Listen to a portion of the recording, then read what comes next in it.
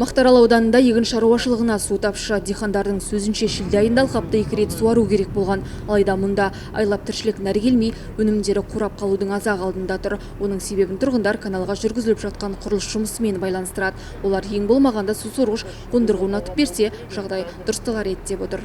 Шілденің 10-15-нен бері жүгіріп жүрміз ғой, осы ахуал болса. Бір ай болды почти. Су жоқ. Оны бароздап қойған жердің бәріне. Кеуіп барады судың бәрі. Күніге ненің басына барамыз, мотордың басына. Күніге осы су бермейді.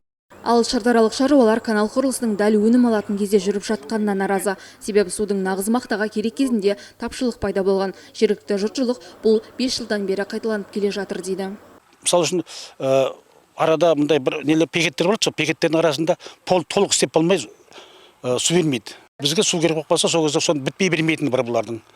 Өйткені цементті, топырақты бәрін дайындап болған, егер беріп жүрсе топырақтың бәрі ағып кетеді деп, соны ұстайды сәл.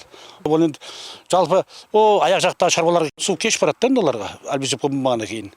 Су арнасын жөндеп жатқан мердігер мекеме жұмыстың тоқтап ұзаққа созылуына пандемия кері әсер етті дейді. Оған қоса ауа райы қолайсыздығы тудырып, арықтар кеппей қалған. 2020 жылы өзіңіз білетіндей пандемия болды. Одан кейін бізде проекті бойынша өзгерістер болып тұрады. Сол бойынша кішкентай уақыттарымыз өтті.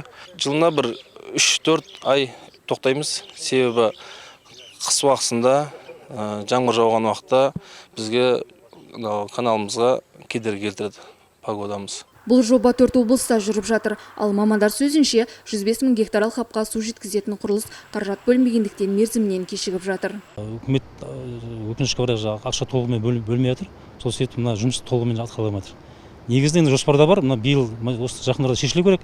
Ақша бөлінеді. Үкіметтің уже жаңағы 10 шешімі жақын арада шығады. Осы август айында.